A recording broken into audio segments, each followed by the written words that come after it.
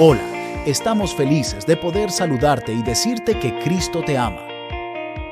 Hoy es un gran día para dar gracias a nuestro Señor, porque su amor y bondad es para siempre a los que le aman. Esperamos que este devocional sea de bendición para tu vida y puedas crecer cada día más en el conocimiento de las Escrituras. Gracias por oírnos, deseamos que tengas un día bendecido. Y recuerda, tenemos vida nueva en Cristo. Buenos días, amada iglesia. ¿Cómo estamos? Pueden responder ahí en el chat, ¿cómo están? Y si necesitan oración por la familia, por ustedes, también nos pueden escribir y los incluimos en nuestras oraciones. Queremos conocerles. Por favor, coloquen sus nombres para poder orar por ustedes. Bueno, vamos a orar y a darle gracias a Dios. Padre, yo te doy gracias porque solo en ti hay vida. Gracias, Señor, porque tu palabra, la suma de tu palabra es la verdad.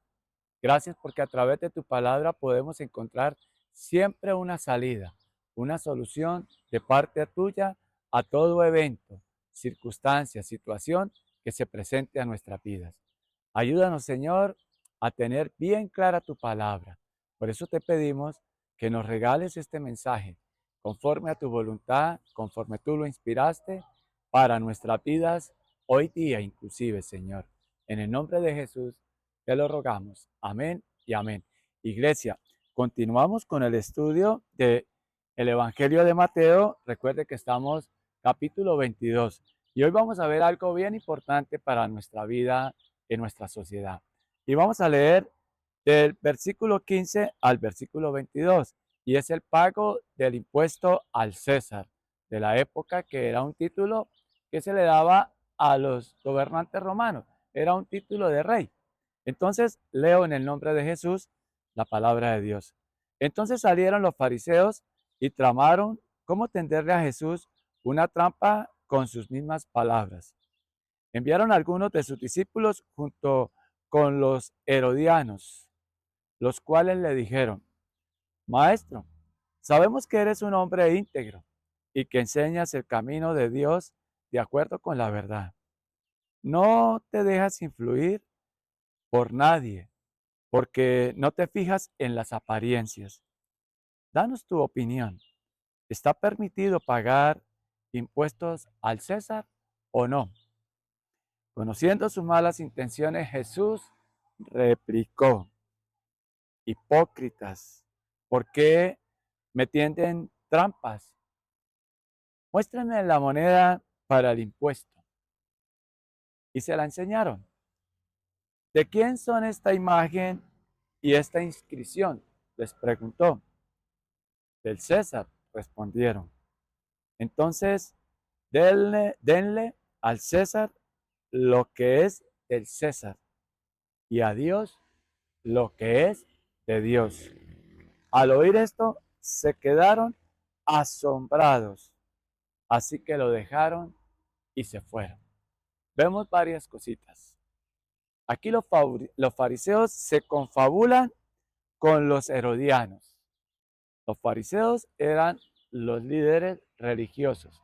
Los herodianos eran los que tenían el poder político. Es decir, los romanos escogían a un líder de los mismos judíos y lo ponían como gobernador de una región.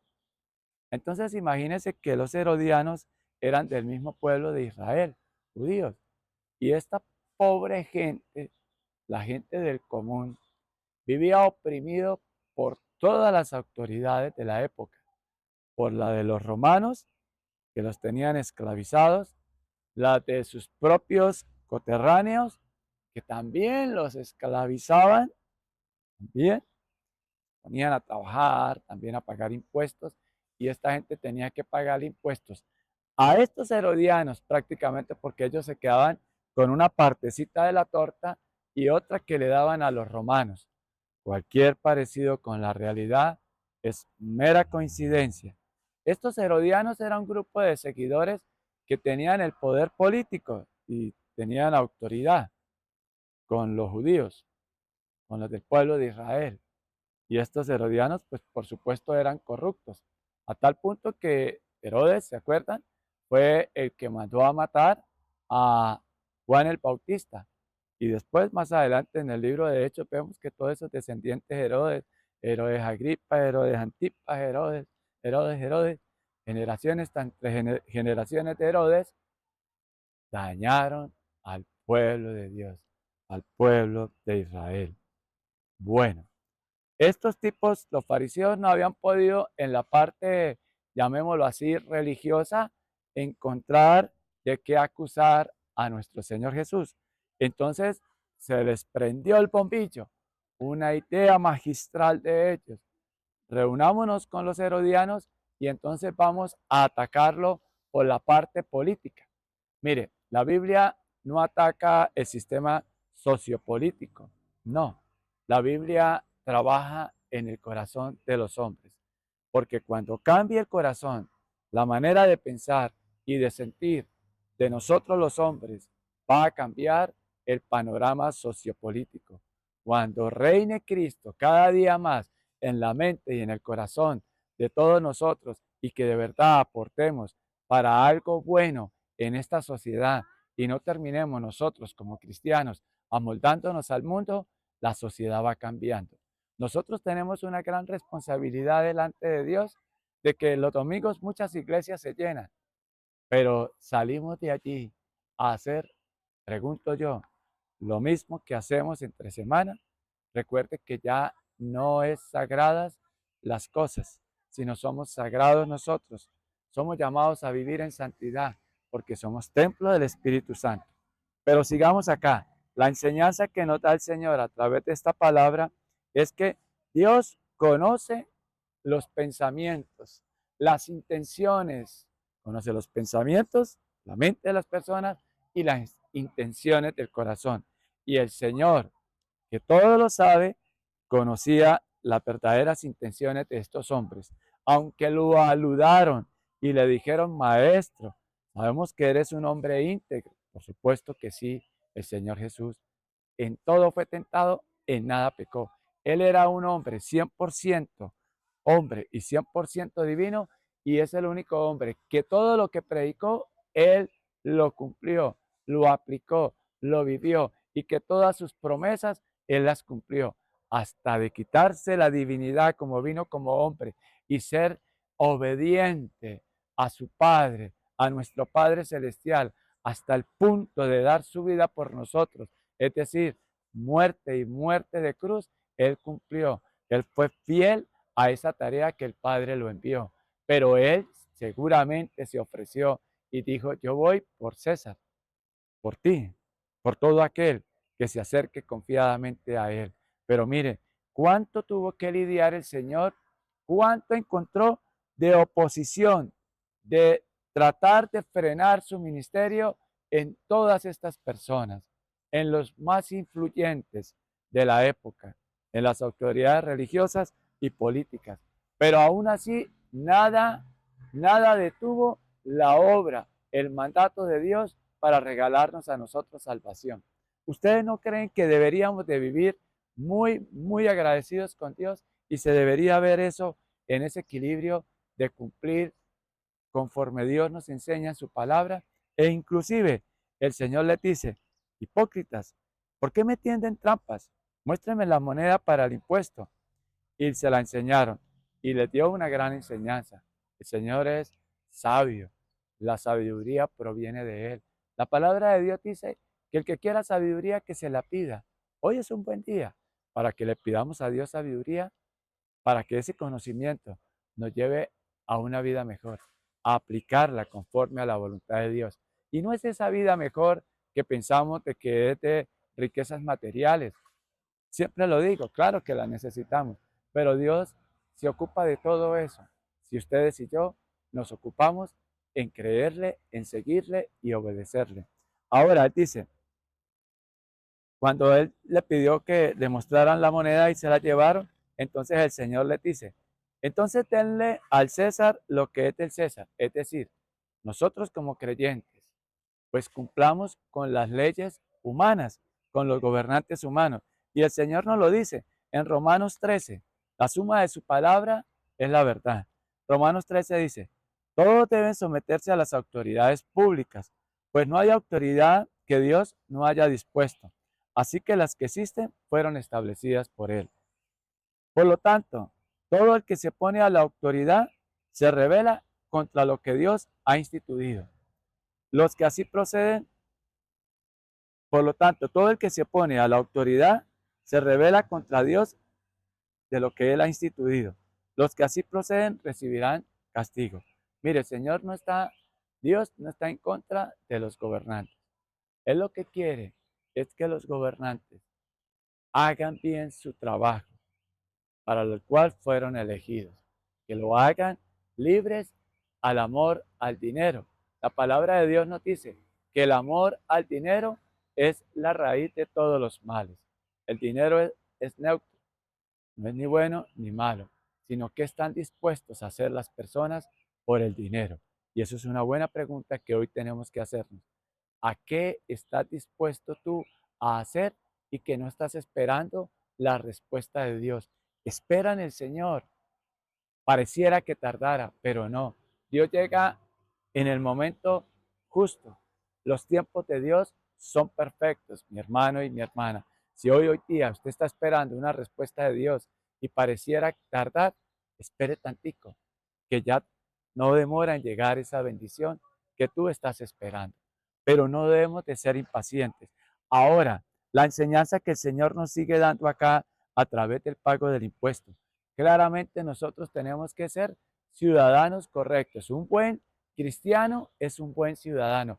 Cumple con todo lo que la ley dispone y no debemos de dejar de hacerlo, de pagar los impuestos. Ahora, también el Señor nos muestra un equilibrio y dice, y a Dios lo que es de Dios. Bien claro, el Señor nos dice en su palabra lo siguiente, y quiero que por favor me acompañen en Hechos 4, en el versículo 18. Están los dirigentes hablándole a los discípulos del Señor, a Pedro y a Juan, a dos de ellos, y dicen, versículo 18, capítulo 4 del libro de Hechos. Los llamaron y les ordenaron terminantemente que dejaran de hablar y enseñar acerca del nombre de Jesús. Pero Pedro y Juan replicaron, es justo delante de Dios obedecerlo a ustedes en vez de obedecerlo a Él. Júzguenlo ustedes mismos. Nosotros debemos de obedecer a las autoridades y cumplir con las normas y con las leyes establecidas por el hombre para un orden social. Pero cuando esas leyes y esas órdenes van en contra de lo que dice la palabra de Dios, es más justo, es delante de Dios obedecer a Dios. Pero lo uno no va a contradecir lo otro. Que tenemos es que estar bien enfocaditos en la palabra de Dios y cumplir como un buen ciudadano, pero también tener en cuenta la palabra de Dios para que sea quien gobierne definitivamente nuestras vidas. Ellos que siguieron diciendo, nosotros no podemos dejar de hablar de lo que hemos visto y oído.